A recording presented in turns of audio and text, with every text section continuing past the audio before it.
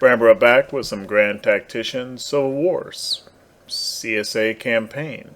In our last episode, we had advanced in Maryland and fought a battle at Frederick, which was not, I don't think it was necessarily the biggest battle yet in the war. Our side may have been with these two corps. But in terms of percentage of casualties, it was the biggest loss for a federal army I think we've yet seen. Patterson's Department of Pennsylvania took well over 50%. I think it was close to 60% casualties in that battle. The situation at the start, the deployment zones. Basically, right from the first moment of running time in that battle, the armies were heavily engaged, and he took a lot of casualties over just a couple hours of game time. There wasn't my usual deliberate skirmishing and nibbling at the edges, and it was just, start, boom, all guns firing. And so this army, which was one of the bigger federal armies from their standpoint, is now down to 6,000 men. We'll see how they replenish over time. And Lee's army has now taken Frederick, Maryland. So all of the bigger cities in Maryland are now Confederate controlled. The entire state is not, because over here there's still some Maryland infrastructure points, mainly Salisbury, Maryland, which are controlled by Dover, Delaware.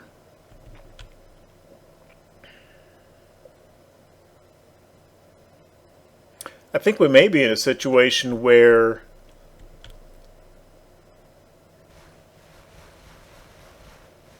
this isn't a very big army. 17,000. Now, McClellan's army up here just over the line in Pennsylvania is 28,000. But even so, I think we're in a situation where one of Lee's corps could probably handle a battle if any of these guys even attacked. I don't know if the Union is really doing much attacking anymore. I could probably send Jackson's corps across the bay to take Dover, which would complete controlling Maryland, and would also, I think, may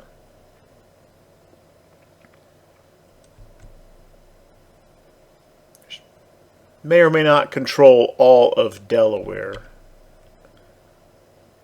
Wilmington is probably under the influence of Philadelphia.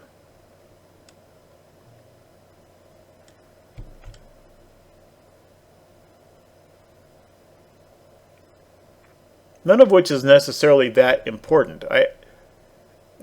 Maryland and Delaware, while they are slave states in this game, I don't believe these can be completely flipped to secede and join the Confederacy. And so just as a territory gobbling exercise, I don't know that we really gain all that much from getting control of this peninsula.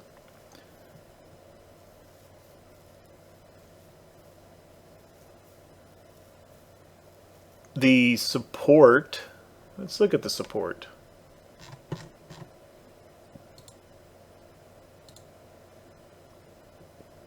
Support is quite low in Maryland. I don't think that's a huge manpower source for the Union anyway. Union support has gone almost non-existent in Missouri. It's just a matter of completing that process, which we've talked about. And you can see here, this goes back to what I was talking to about that in a previous episode about there are some states, and this probably goes for the Union too, in different cases, but some of these states through the middle, the border states, some western states, some territories, as both Confederacy or Union, you do have some manpower available from these places. Pay attention to the support.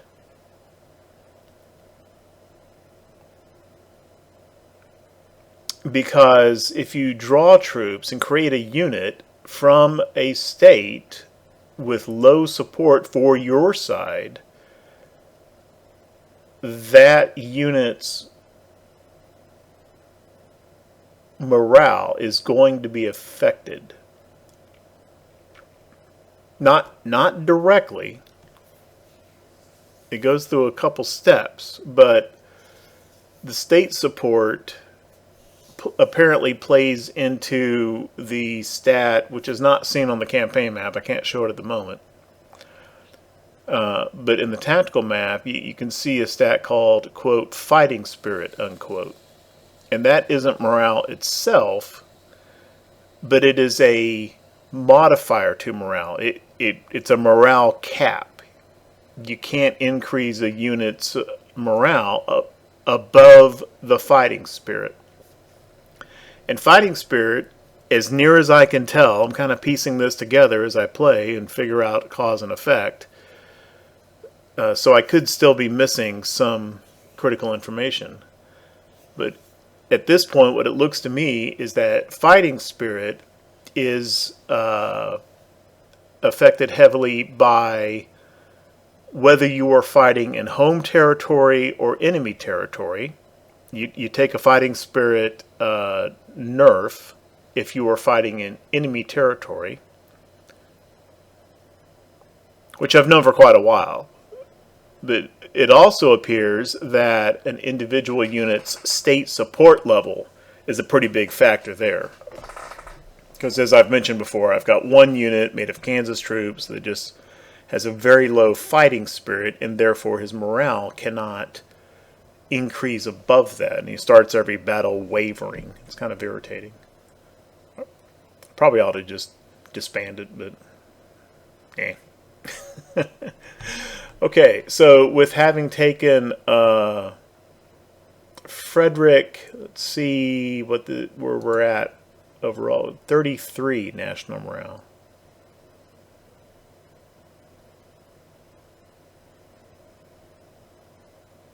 I got to say, right here at the end, may not be that close to the end, but here as the Union national morale has gotten lower and lower,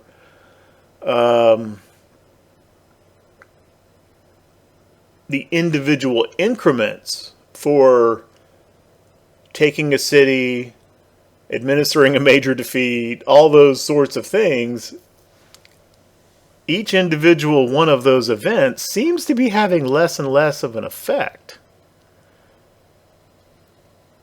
Because we were sitting at 34 or 35, and since then we've had a major victory at Baltimore, followed by capturing this, it's got a value of 10. It's a 10-point city.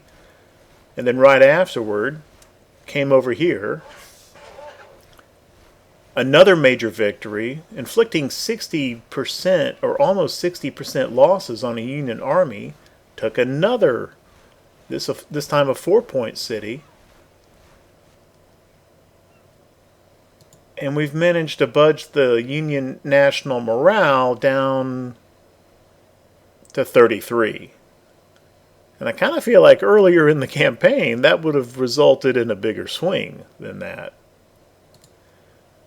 Anyway, it is what it is. So I don't think I'm necessarily interested in just expanding and gobbling up Union territory over here.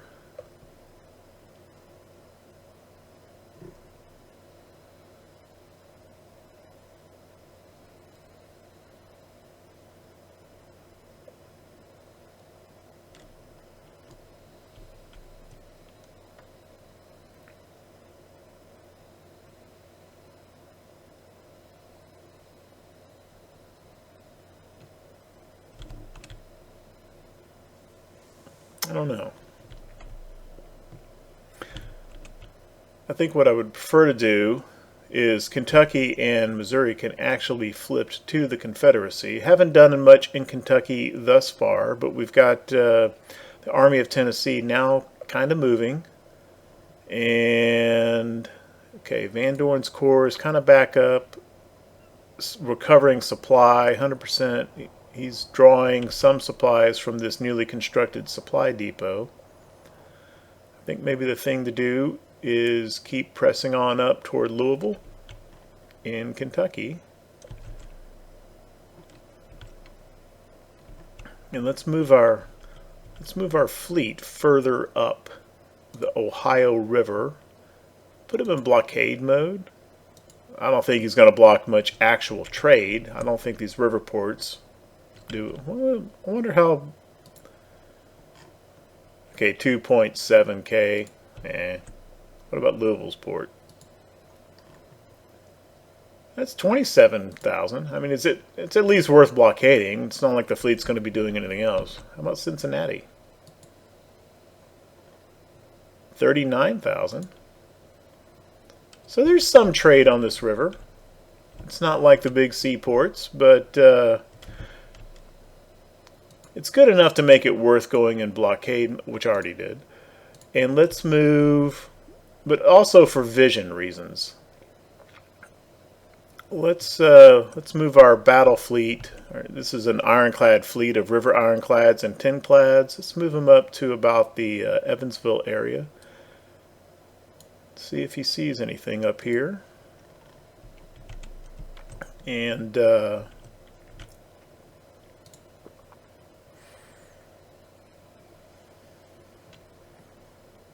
this supply depot is going to need to be supporting 2 corps at least for a while. Let's go ahead and do the upgrade.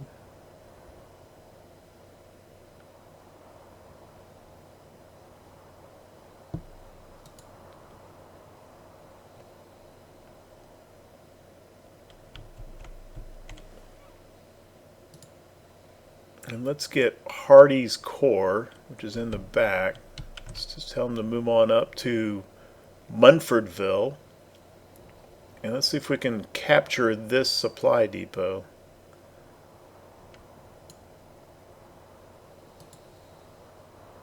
I think he's got some rail movement available to do that. We'll ease the Army HQ up about halfway between the corps, and we'll let Van Dorn just kind of sit where he is for the time being.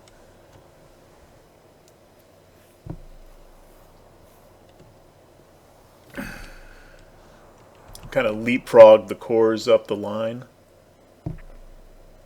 Not get them too close together for supply reasons. All right.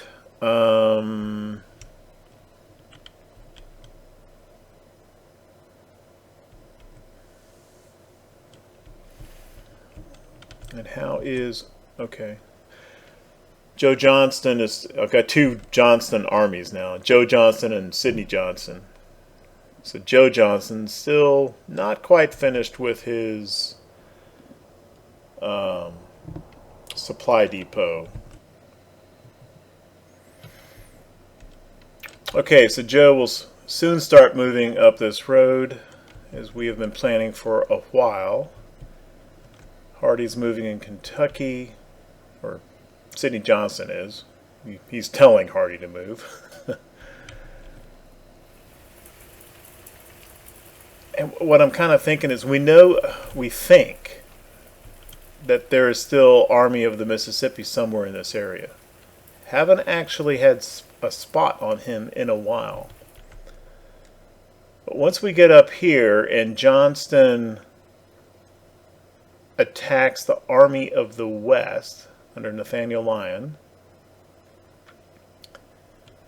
I think we can safely assume that Johnston will be successful in that. Right when we do that,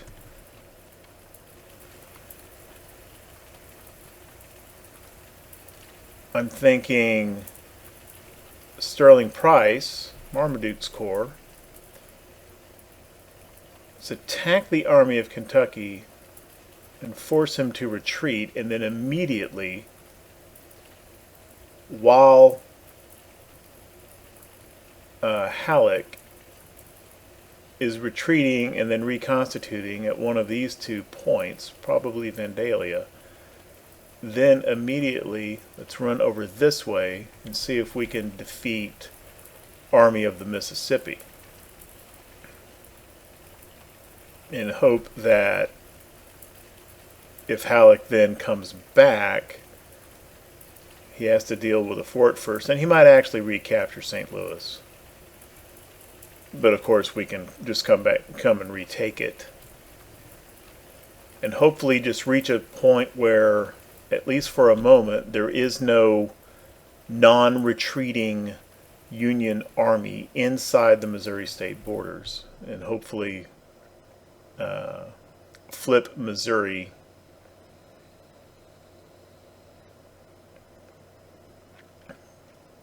getting it to secede. And then if it doesn't work, then we'll continue working on capturing these other cities to turn all the infrastructure points in Missouri red. So that's the plan there. And let's see, is our battle fleet finally ready to go? No, 99% on CSS Virginia. It'll be like a day or two. That's advanced time.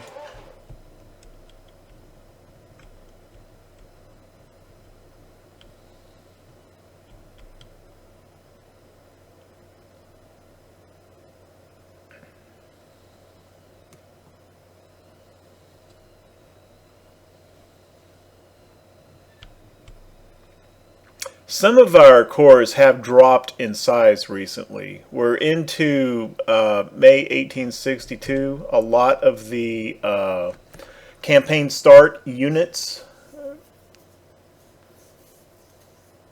reach the end of their enlistments. They're at the time 12-month enlistments, and they reach their 12 months. And so a lot of the brigades have dropped in size, even without fighting. Good example, Hardee's Corps,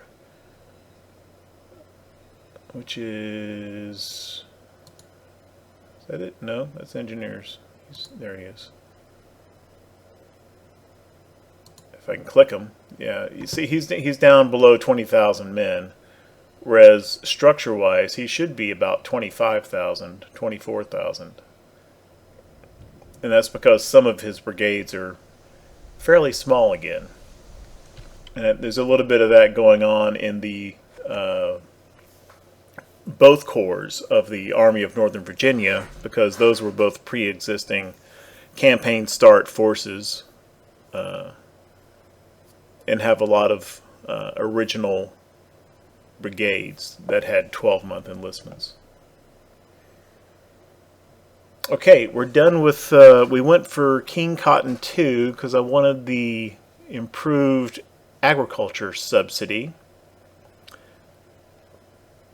It also unlocks cotton-clad rams, in which I am not the tiniest bit interested. So that should help out a little bit with provisions and forage for our supply depots, which is why I did that. And let's take a look now at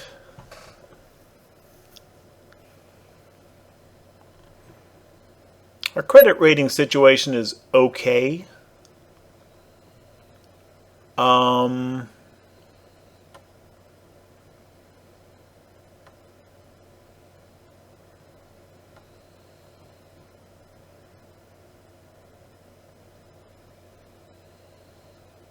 Our industrial situation is okay in terms of,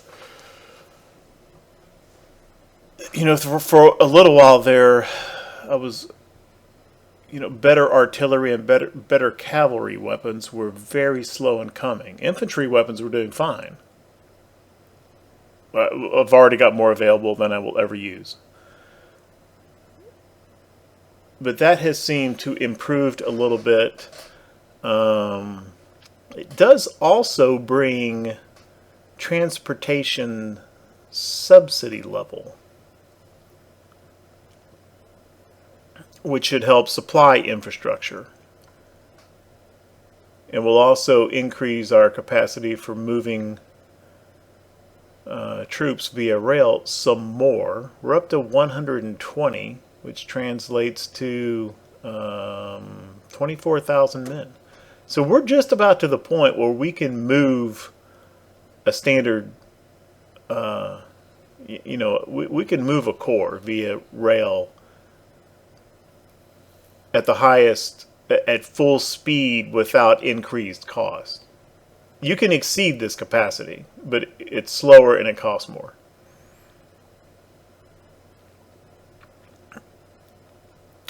So we're to a point where we can move a corps kind of penalty free, and then the transportation capacity also feeds somehow. I mean, it's kind of under the hood. It's hard to gauge exactly how much, but that will also help move supplies to the front.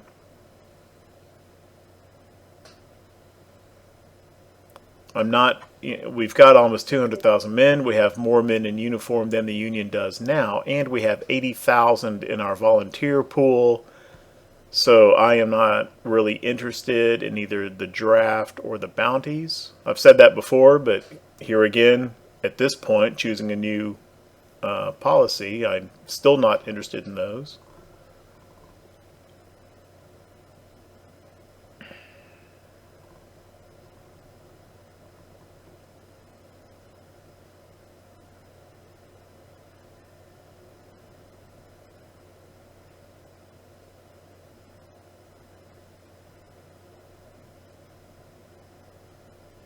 I'm not overly tempted by letters of marque, but then I'm not overly turned off by its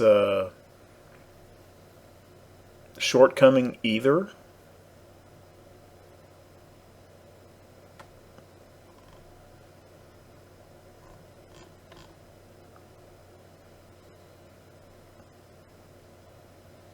We're kind of in an okay spot for credit rating, but expenditures will continue to go up.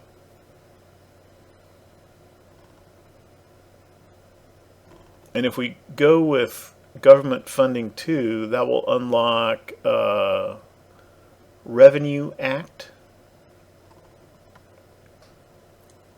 Both Revenue Acts. I guess there's 3 Revenue Acts. I don't know if I'll ever need to go to government funding 3 though.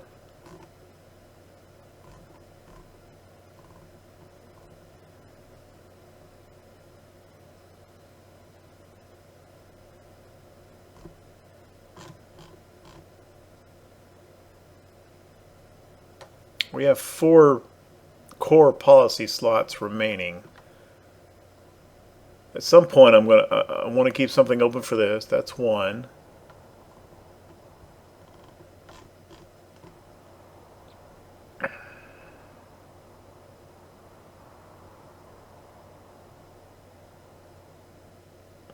I don't know that we're ever even going to get to opening Chapter 3 policies.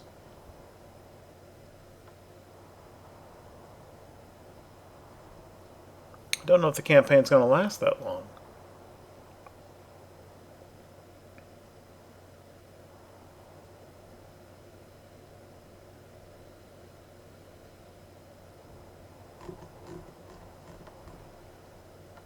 Diplomacy 2 would get us the...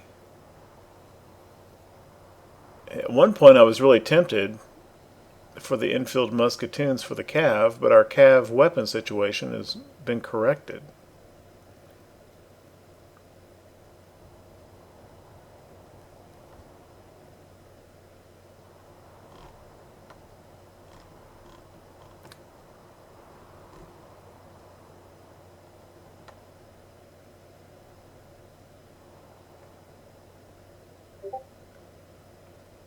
I think Industrialization 3 is kind of bang for the buck. So let's bump up the politics subsidy again. I'm going to go Industrialization 3. And I'll probably follow that up with government funding.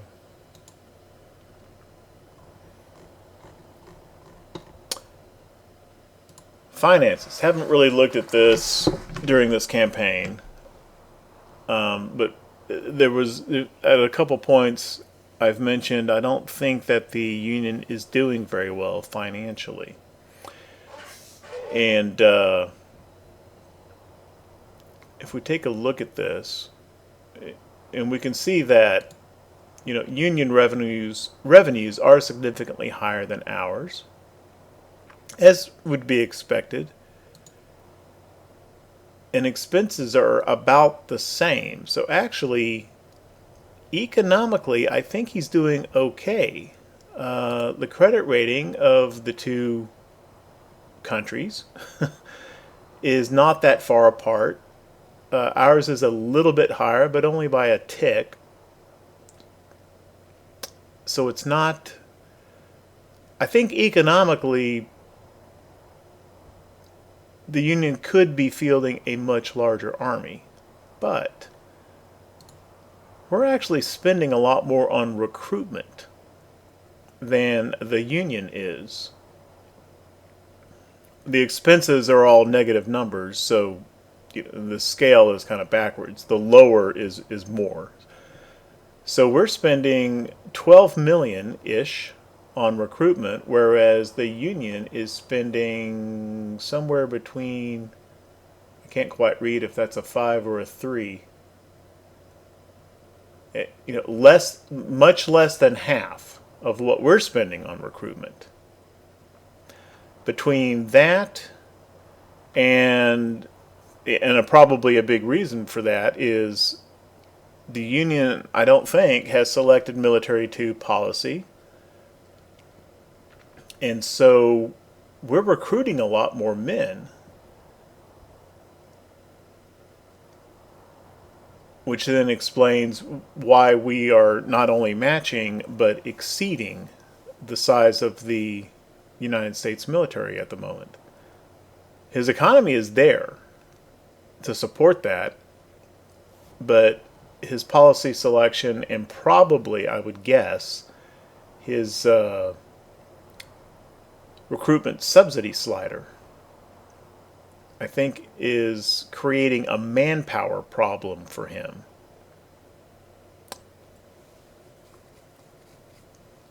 As far as a volunteer recruit pool. And of course he hasn't done draft, because you got to do military too before you can do draft, so he's not getting any men that way either. So there is some possibility that there will be a point at which he might, he could be working on military too right now. We get the newspaper, oh, Union's got military too, and then all of a sudden his armies might start getting bigger quick.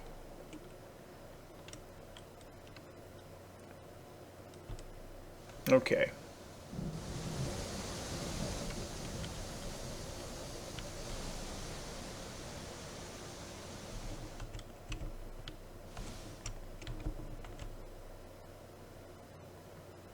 Okay, the Army of the Tennessee was there. We didn't see it, but obviously caught sight of it. He elected to retreat because he's only got 6,500 men. We now purportedly own the supply depot from which Hardee is drawing supplies. That's sketchy, though. A couple of times in this campaign, I think we've seen, I don't know if I pointed it out or not, but sometimes you capture a supply depot that's been built by the other side. And you even start drawing supplies from it. But you didn't build it. And it's showing Confederate controlled, but I think the Union still has the ability to destroy this depot. I've had that happen a couple times. Whereas if we had built it ourselves, I don't think he does have the ability to do that.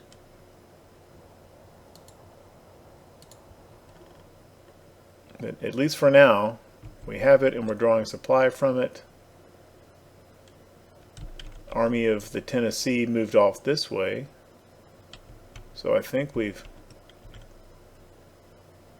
move our river fleet up a little bit. Let's kind of put him here to where he can blockade both Evansville and Louisville.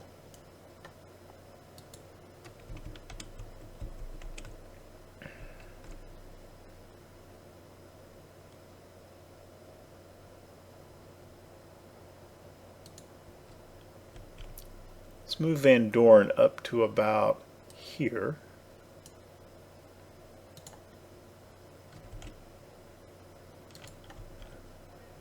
Move the Army HQ up here just past Munfordville,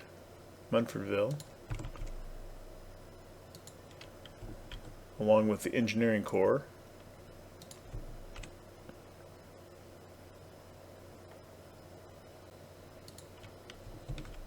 And let's send Hardy on up to capture Louisville. I don't think there's a fort up here. That's not going to flip Kentucky. We need to defeat that army first.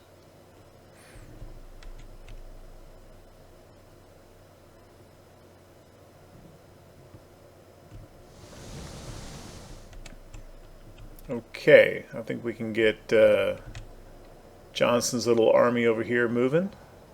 It's going to have to build some more supply up in here.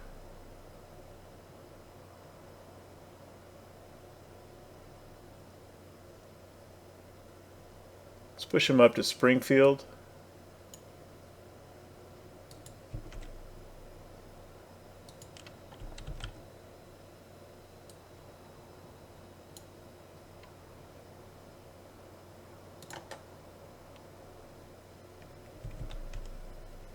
Johnson's HQ will probably get there before Ewell's Corps does, so he can get a head start on working on a supply depot. How's our fleet doing? Are you 100% yet? Virginia? No.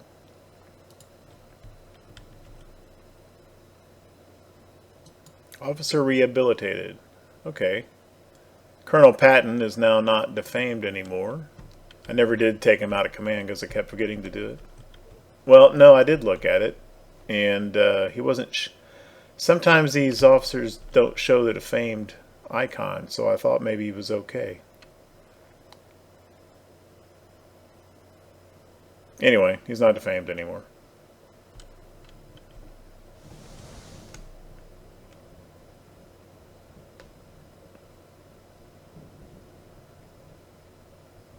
I think that's just historical flavor. I don't think that actually means anything. Okay, we're capturing, I think we're capturing Louisville. It's hard to get the tooltip showing, yeah, 38%.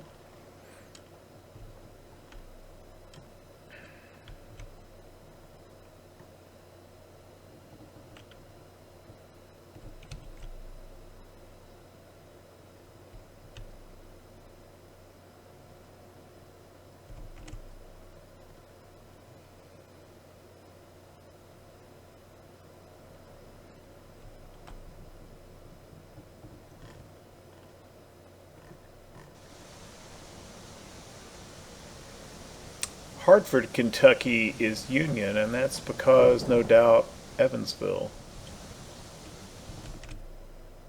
Let's, we kind of did this with Cairo.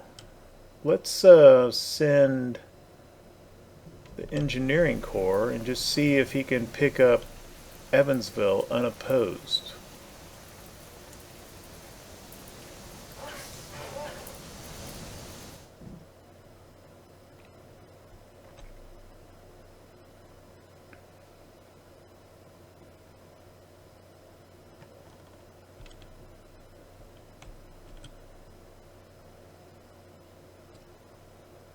Still have not caught sight of Irvin McDowell's army.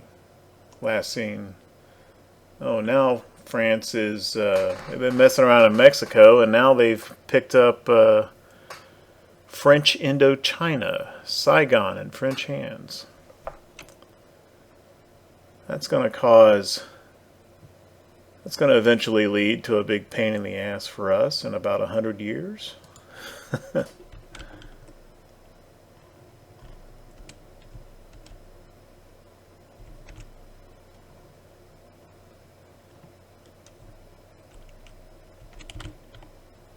Lost. Okay. Let's get a supply depot building here. All those supply depots that were built up in this area early, last year during the campaigning, they're all gone. For some, I guess the Union burned them down.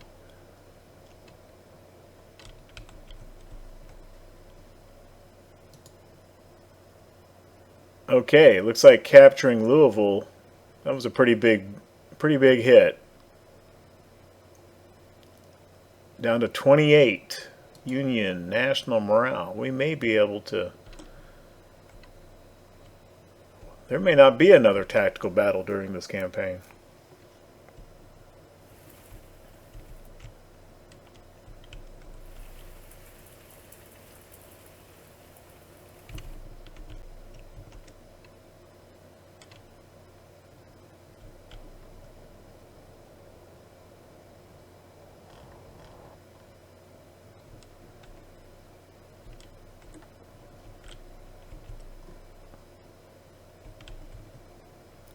Okay, Engineer Corps, very small, but he's slowly capturing Evansville, into Indiana.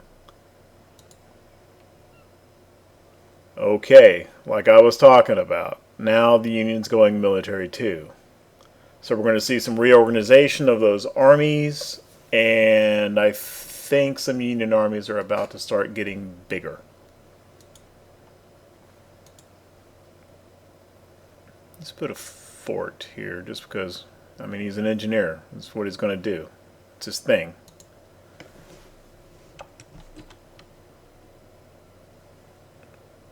And apparently, even though there's a supply depot, well, we haven't captured it yet, though. So that's still a Union supply depot.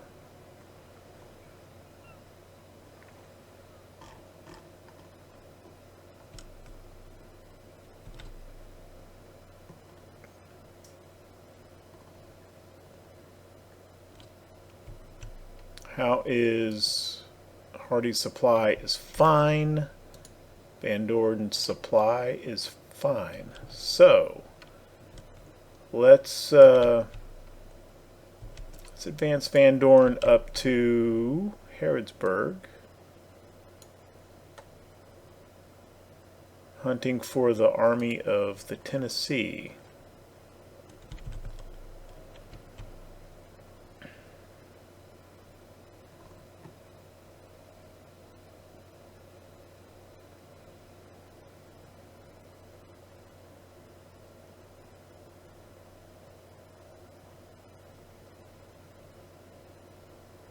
Hopefully Army of the Tennessee isn't slipping around our flank towards like Knoxville.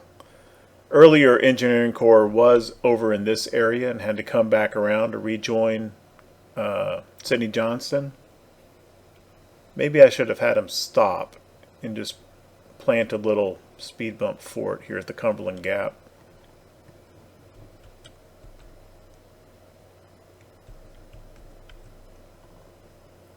Anything interesting going on over here? Not really.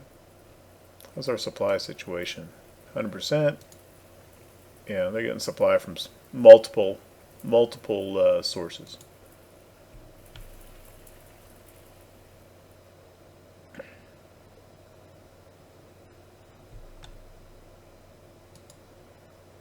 First Corps picked up they opened up their third perk slot, and let me just pause for a second. I typically use flying column a lot. I have historic, in our last campaign as Union, I used skilled cartographer a lot for scouting. But I'm kind of off using scouting mode for its because negatively impacts reinforcement speed. And so since I'm not using that as much anymore, I've never tried this one before. Land torpedoes, skirmishing efficiency plus 5%, enemy movement speed within range 10%, minus 10%, level up by skirmishing. But since this is a Army/Corps level perk, not a unit perk, I don't know if this means skirmishing on the tactical map, or if this refers to the automated combat that occurs like during pursuit and retreat and such on the campaign map. Anyway, I was just kind of going through the perks and decided to try this land torpedo thing. It may be worthless. I have no idea.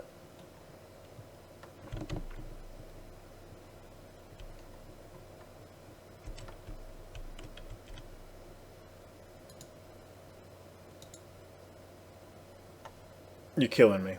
You know what? Screw it. 99%'s good enough. I want to do this. I want to have this naval fight before the end of the war. So, I've kind of laid out the plan before. But the idea is we have 3 small fleets with small ships, and they're going to conduct raiding attacks to drive down readiness and do some damage. They will lose those battles.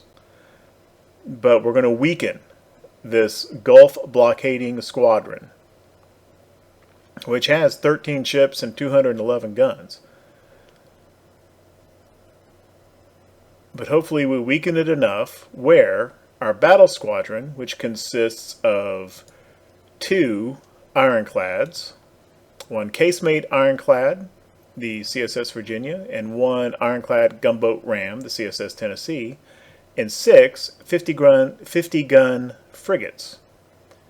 So we have fewer ships, but 320 guns, 2 of which are ironclads.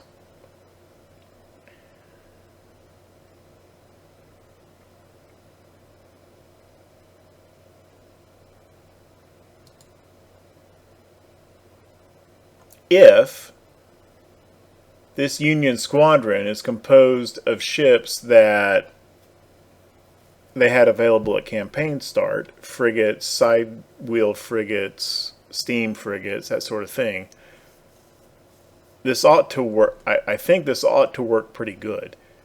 If he has built and actually put ironclads into this fleet, this could be a naval debacle. Anyway, we're about to find out. We're going to start with the Louisiana Squadron. Come on over here. Go into raid mode.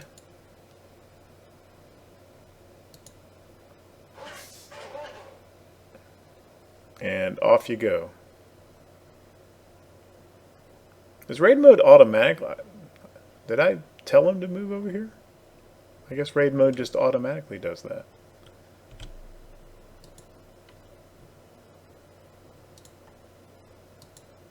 Yeah, okay. Well, let's hit them all at once then, with these 3 little raid fleets. No, no, no, no. I don't want to do that. I want to do it one at a time. I want 3 separate battles, not... How do I turn that off? Crap. Don't go there. Well, it might pull in these fleets as reinforcements anyway. Whatever. Let's see what happens.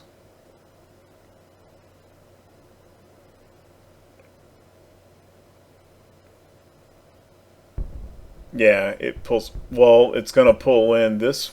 Maybe I should have put the battle squadron into defensive stance, so it wouldn't get pulled in. I didn't really think about that. So we've lost 1 ship.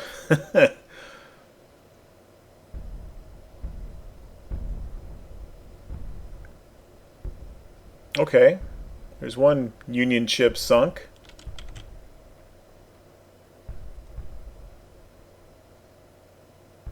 This sequencing is not quite what I wanted.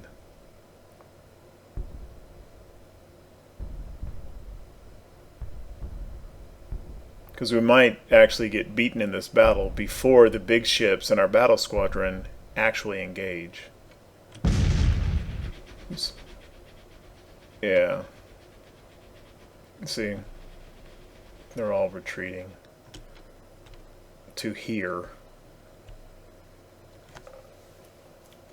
Okay, gonna have to come up with plan B for that.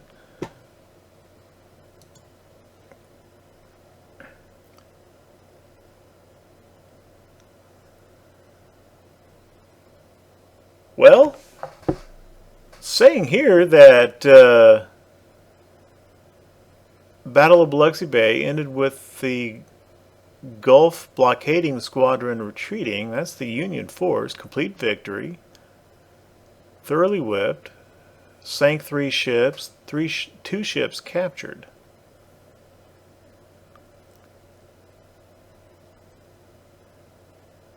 And he has popped out of blockading mode. So I guess that was successful. Even though it didn't quite go in the sequence that I expected.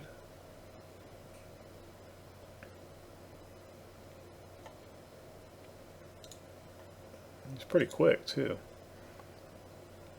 Okay, Biloxi Bay Squadron. There's some damage in there. Oh, we captured 2 sloops of war. Nice. That are almost sunk. So I'm just going to put these over in the pool.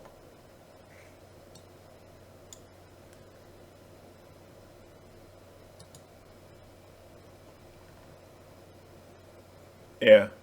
Our big ships actually did not engage. Didn't take any damage. Well, if I could have done that with just the little fleets, I should have done that a lot earlier.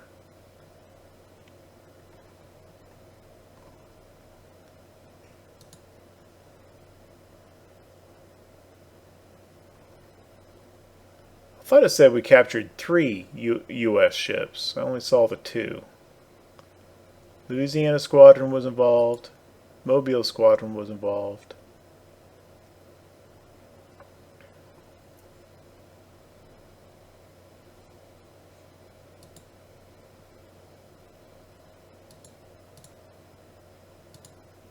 And Biloxi. 2 ships which have already moved over here. Okay. Let's see where this squadron goes. Now they come up pretty... It seems like Fort Massachusetts ought to be engaging that fleet.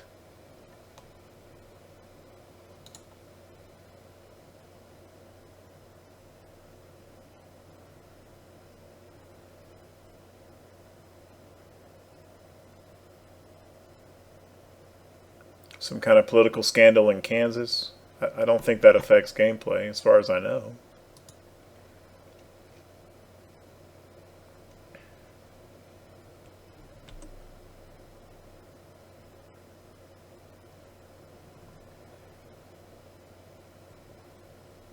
Okay. So he's been forced into defensive stance, and he is not blockading. However, he's not exactly retreating either. So, we'll wait for readiness. Maybe now is the time.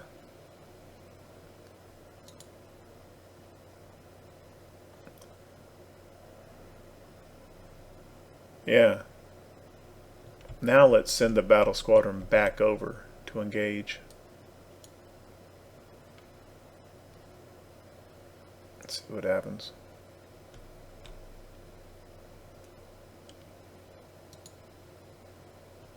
Yeah, ironclads, so they're pretty slow. I think the CSS Virginia says 5 knot speed.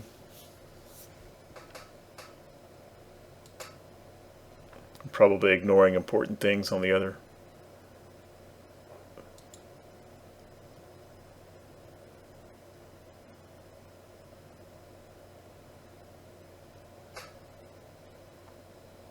This is not Emancipation Proclamation. This is historical flavor, I think.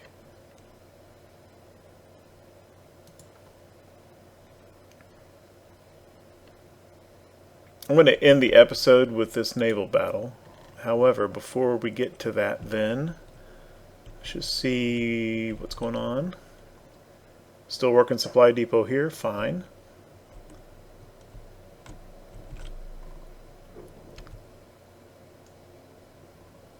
Working on this fort, and most of the way toward capturing Evansville over here.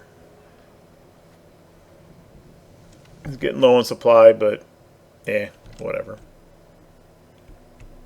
I don't think there's any point to this squadron blockading here, since we own this port and are about to own this port. Well, it's even showing, yeah, we're going to own this pretty soon.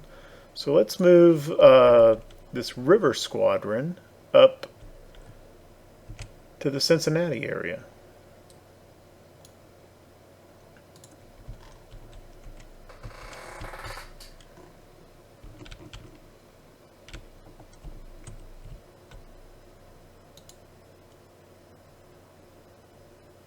Okay, Van Dorn's doing fine on supply. Let's move the Army HQ. This engineering corps is already out of his command radius. Let's move the Army HQ over here. And let's move Van Dorn up to Lexington.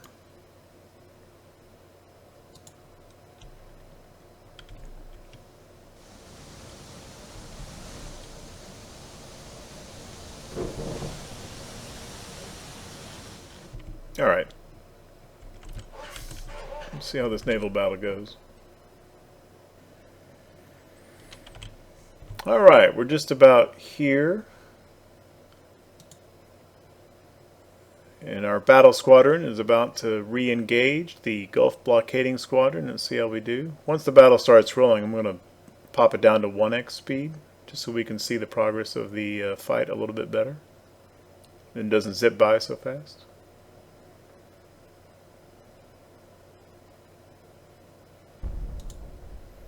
Okay. So what do they have? Frigate, some steam frigates. What is this? This is steam. No ironclads. They have 7 ships. We have 8. There's a 7-ship front. Yeah, this is the combat width. It's typically 7. That's why I tend to build my fleets in groups of 8 ships to fill the width and kind of have one spare. Okay, we're wrecking this fleet pretty good. We have sunk a steam frigate. I think that's a steam frigate.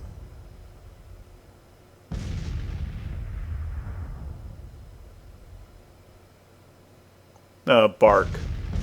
Okay, these may not be as big as I thought. Bark. Steam frigate. That was a steam frigate. And this is a regular frigate. Well, we're not just shooting, we're ramming too. CSS Virginia ramming USS Richmond. Okay, that's disabled, which means we should capture that. Okay, we got them.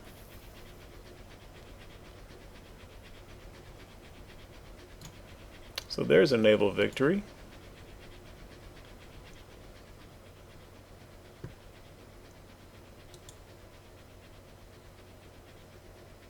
And now he's retreating.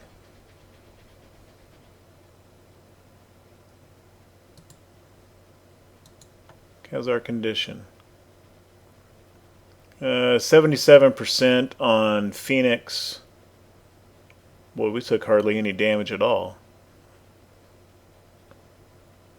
Kind of surprised at that. And we captured USS Santee and USS Richmond.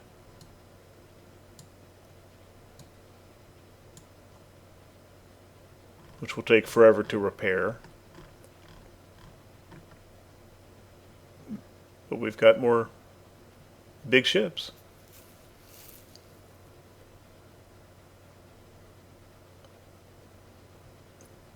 We're using 50K out of our 69K shipyard capacity.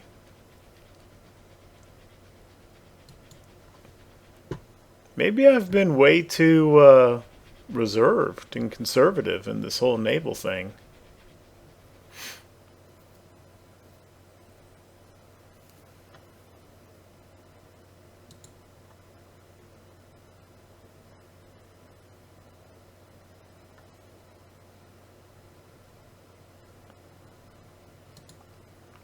Just send these guys back to their regular areas. Mobile to Mobile.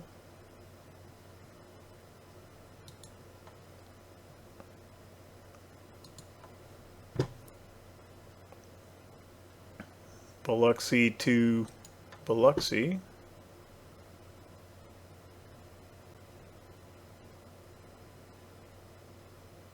And I don't want to send these guys all the way back up to New Orleans.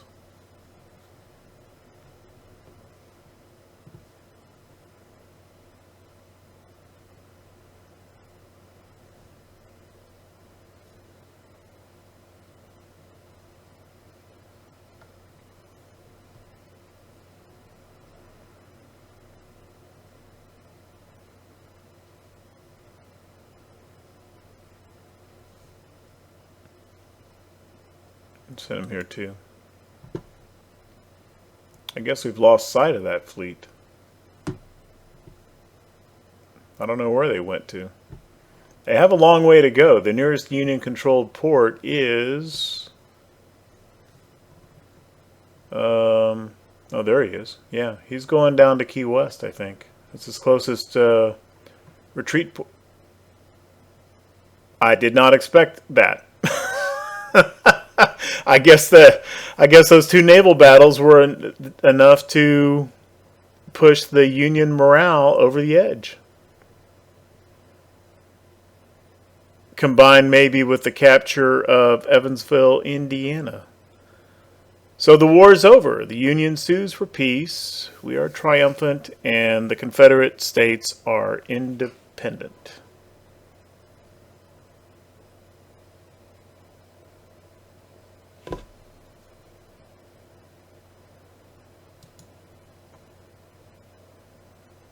Yeah, I know. Oh, I thought there was... Okay, we have an inspect. Oh, actually drove them down to 23.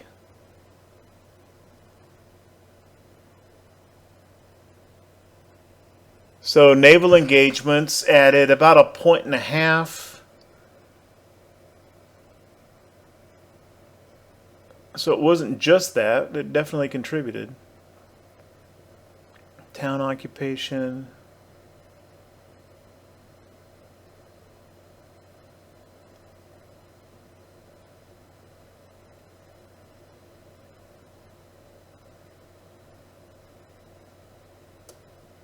Interesting. So, like I was saying before, we were sitting at around 34, 35, and there were two major land victories and the capture of Baltimore and Frederick, which was a combined 14 points worth of cities. And it hardly budged Union morale at all. Just down to 33. And then since then, all we've done is we had a couple of naval engagements and took Evansville. Those were really the only developments in this episode. But that was enough to drive Union morale from 33 to 23. That doesn't feel like a full explanation. Something else occurred. Maybe there's a little bit of a lag, and the credit for owning Baltimore and Frederick had not yet registered. That's probably a more likely explanation. Okay.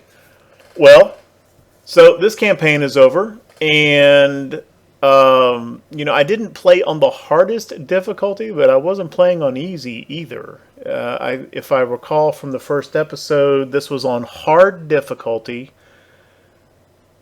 and mediocre aggressiveness for the AI.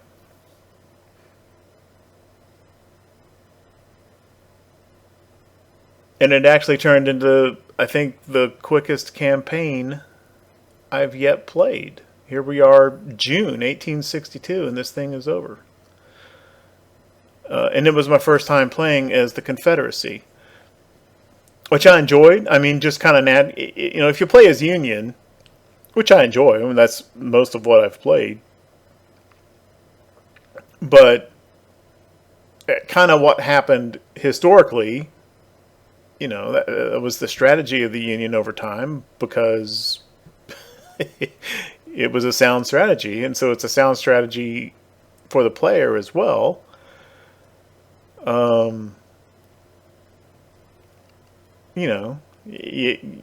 do the fighting in Virginia, you flip West Virginia and get it to rejoin the Union.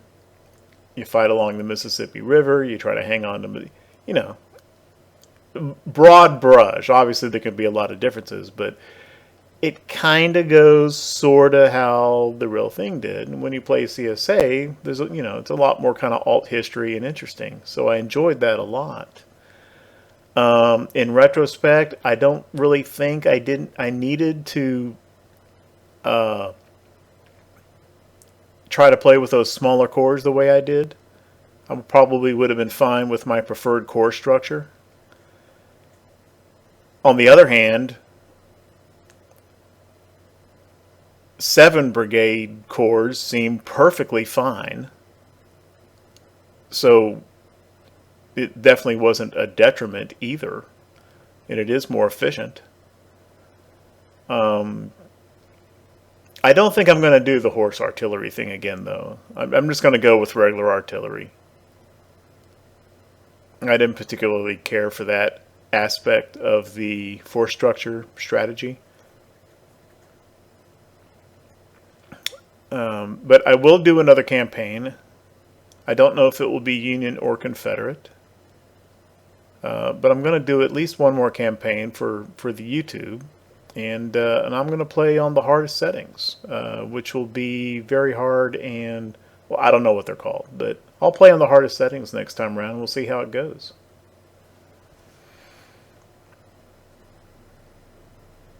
Union still had pretty high support, even all the way to the end. And their army morale still listed as equal to ours. Just the population just gave up.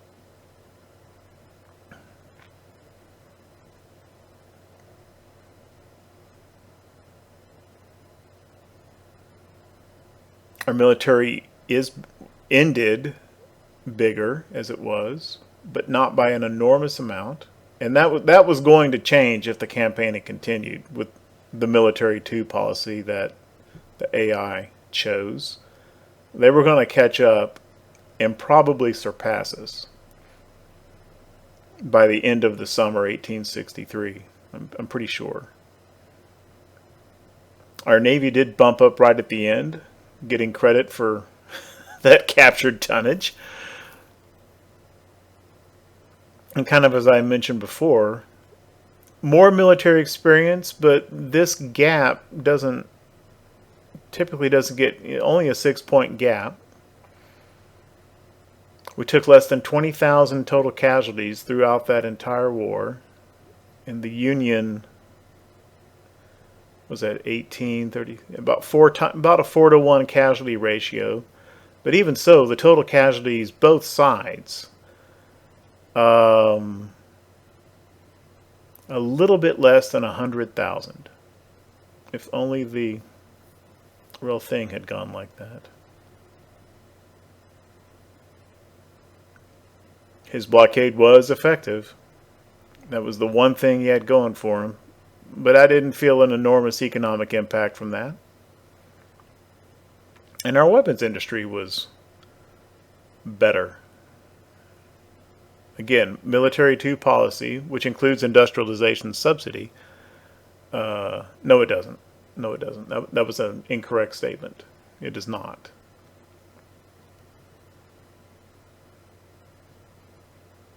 All right. Well, I hope you enjoyed watching this campaign. If you stayed all the way through it, it was enjoyable to put together and to play as the Confederacy. And there will be at least one more campaign's worth of Grand Tactician Civil War on this channel. I would appreciate it if leave some comments, some likes, if you are so inclined, maybe even, dare I say, a sub. But thank you very, very much for watching both this episode and this campaign.